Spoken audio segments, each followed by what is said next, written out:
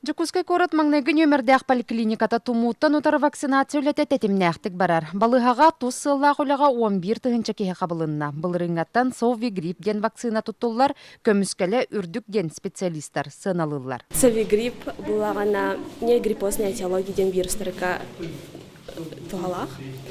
Кенерге бейкелеревет аденовирусы, риновирусы и вирусы парагриппов.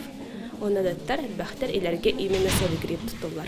Туму ырытын утарулаға хүс-хүс ағуын тұхынча холықтақ республика ордынан қабыллықтақ. Бүйінгі күнге үлі толуытын көрдіруіте бейін бірғаңа тәңнеген тұрар. Бұғы босқо бары хүләхі жоңы оңғыллықтақ. Олды болар жона кастаныра синбир үгіз. Прививка тұрдақпына бейге әжібітті ғанылар. Онды болбадақ прививка тоқты побочный действие тағуық.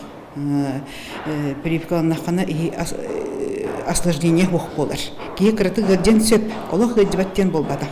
Только легкой степени тептегеті гырдер. А прививка бадаққа пневмония болын сөп,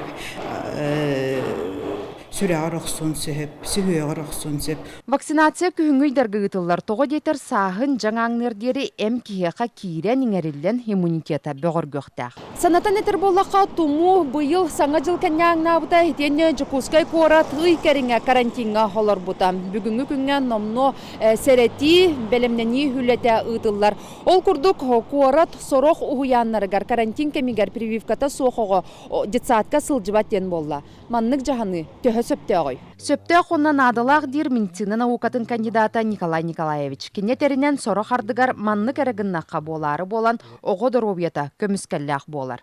Оннук отчой дэвет жону кии күхей бетегіне вакцинациялабат.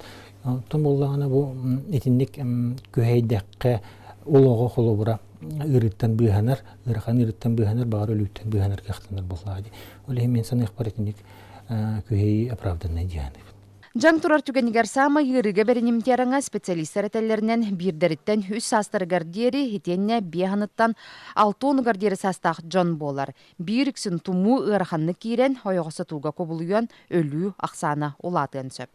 Руслана Максимова, Василий Соловьев, Вести.